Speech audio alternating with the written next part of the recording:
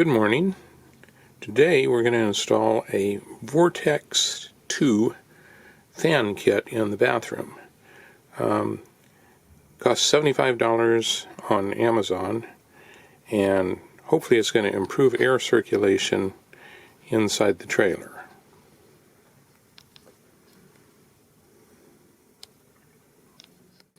We have this 27-foot Holiday Rambler trailer, and the air circulation inside by passive means just isn't all that great. So I'm in the bathroom. There you can see my face for a moment. Trying not to give you seasickness as I go up. And this is the bathroom vent. And I left one of the screws up so that you can see it's got this little cap on it. And I found that the best tool for getting that little cap off is my Swiss Army knife small screwdriver. And I've taken the other three off. I want to turn the fan on so you can get an idea of what kind of sound you get. And that is the kind of noise this thing makes. And it doesn't move air worth a darn. So hopefully we're going to get rid of that ugly sound and actually get some air circulation when we turn the fan on after we've got the install completed. So I'm going to sit down for now and remove the rest of these screws, remove the cowl, then I'll remove the screen. I want to have as clear path for the air as possible. So this little brace that the motor is mounted on is probably what I'll cut off. So I'm going to get on with it. Okay, so I've removed the cowl, and as you can see it's really dirty. So I'm definitely going to be cleaning that up before I put it back up again. It's just sitting inside the shower. I removed the handle for the roof vent, and that was a little difficult to get off. I just kept pulling on it and wiggling a little bit and finally came off. And then I also removed the little keeper nut on the switch for the fan. And something that's going to be very difficult to see is right there, directly across from where the crank for the vent was, there's a single screw, and directly on the opposite side, opposite the switch, there's another screw. So I'll pull those two screws out, and those are the two screws that are going to hold the velocity fan in, or the Vortex fan in. So let me do that and I'll get back. So I have removed the screen, and that is also really dirty. I don't think that this screen is going to go back up. If it does, though, I'm definitely going to clean it. And one other thing I want to add here is you want to make sure that you have a towel over the heater vent, and that you have the pot lid closed, and that you have a container to put your parts in. Otherwise, you're likely to spend a lot of time trying to fish parts out of the heater vent or out of the pot, or and the sink has a large enough stopper that nothing's going to go down there. But just to be sure, I've pushed that down as well. So I've removed the screen. Now it's on to disconnect the wires and then hook up the vent. They've used a fairly common method of trailer wiring. The ground comes in, makes a loop, and goes back out again, and the same thing with the hot wire. And then they put on these little clips in order to get power to the switch, and then hence up to the fan. So that's going to be really handy for us when we hook up the power to the Vortex vent, because we'll just use their clips again. Well, one of Murphy's laws is no matter how carefully you plan the job, you're going to have a tool that you're going to need that you didn't bring with you, and sure enough, they use one of the world's tiniest Phillips head screws to put that motor in. So I wound up having to go back to the toolbox. We'll take care of that now. Well, here's a little wrinkle that I didn't really plan on. I operated the gearbox, and it seemed a little rattly and kind of stiff to me, so I've pulled the cover off, and lo and behold, there's no grease on it.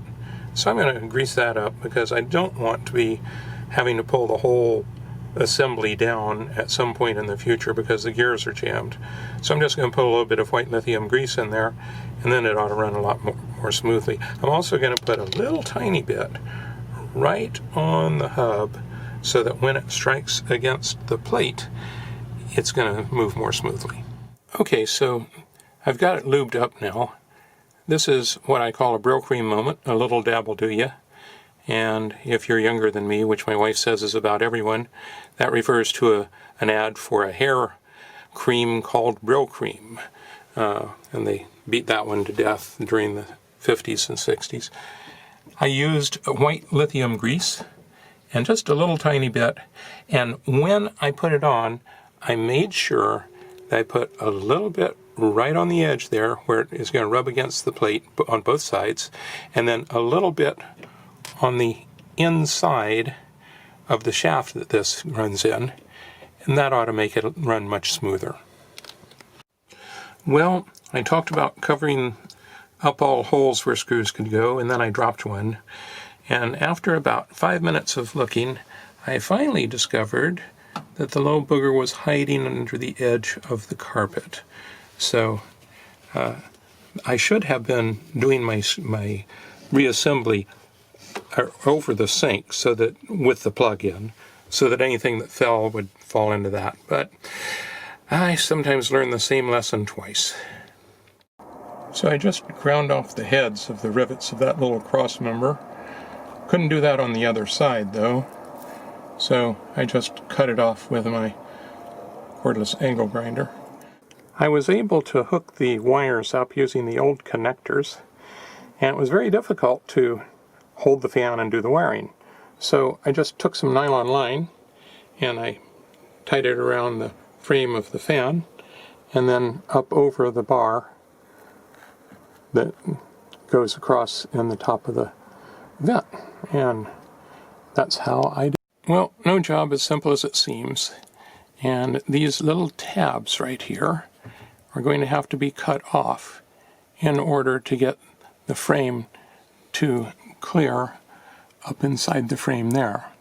So they evidently knew about this brand of fan and they put those little tabs on there. By the way, the instructions are completely non-existent. So it's one of those figure it out on your own, but really how difficult can two wires be? Well, we're finding out. Well, I went and got a file and rasp, and then I remembered, hey, I have a cordless rotary tool, what most people would call a Dremel tool, only it's not made by Dremel, it's made by Ryobi, and I think that's going to do the job. So that's the one I'm going to use to take those little ears down to make it fit inside the frame. We're going to see how that goes. Well, that little piece of metal that was up there, left over from the motor mount, wasn't all that thick, but it was thick enough that I needed it out of the way. So while I had my rotary tool here, I drilled those rivets and then popped that thing off. So that's going to give me a little more clearance. So we're measuring on centers for the screen bezel. We're at 1 inch here, and on the other side we are at 13 5/8. Fan, we start at 1 inch, and when we go to the other side, we are at 13 3/4. So the distance between holes on the fan is greater than the distance between the holes that exist. So we're going to have to do something about that, and I'm going to do that by slotting the screw holes. I happen to have this really cool bit for my rotary tool. It's also fairly expensive. It was like $10 for the bit. But it's the right size to give me slots for those screw holes, and so that's what I'm going to use. So I was having trouble putting the whole thing together, and I finally wound up putting the gear over the drive shaft for the vent and then taping it in place. And then that way I can finagle the little gear stem into the hole for it in the fan. And that's making quite a bit of difference in doing this install. Now, I've now slotted the screws, and hopefully we're going to be able to get the screws into the screw holes and make this work. If not, what I'm going to do is use the one screw I can get in and then use the bezel to hold the whole thing up. Either way, it's going to fly. Well, I wound up cutting the wires that were coming through because dealing with those connectors they were just too bulky and too difficult. If you look right down here at the bottom, you can see that number 6 is the fuse for the bathroom and the vent. And so what I did is I pulled it out. Now I'm going to put it back in now that I've got everything installed. So that fuse was quite a fun thing to get out, and it was really a booger to get back in, but now it's all there. And so we can close up the electrical panel and go see if things work. Once again, we have lights and we have a fan and a working fan. Oh, that's going the wrong way. That's bringing all the hot air in, and that's taking all the hot air back out. And that doesn't make near as much noise as the other fan did, and it is much more efficient. So this is one final problem. If you look, you can see that the gear for the vent lid is now centered in the hole, but it was not. I had taken the 2 screws. There's one directly above it, and there's the other, and I'd taken those out to put the gear mechanism, tape it up to the ceiling, because I just wasn't sharp enough to get it in with it fastened on to the fan. And then this stem was sitting all the way over at this edge. There was no clearance for the handle. And so then I finally tried putting the screws in, and when I put the screws in, it centered up. And so now everything works. Another factor that I had is getting the screws in for the bezel. This is an aluminum frame trailer, and if the screw isn't, that's a very tiny screw by the way, and if it's not in exactly the right place, it's not going to go in. So I had to re-drill the holes in order to get those to seat in. But we now have a working fan.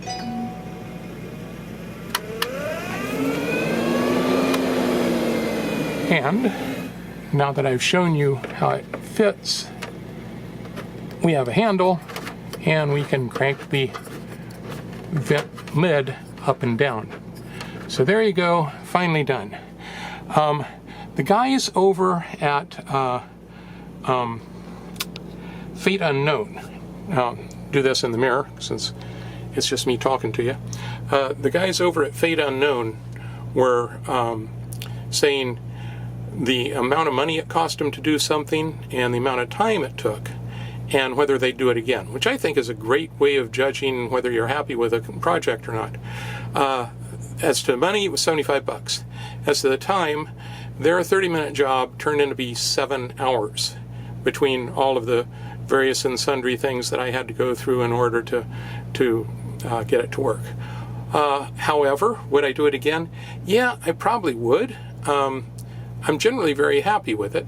And by the way, it's really good I got those screws to bite into aluminum, because that bezel is really what's holding the fan in. There's one screw that I was able to get in, and the other one there was just no way, because it's about 2 millimeters out of place, and it's not going to happen.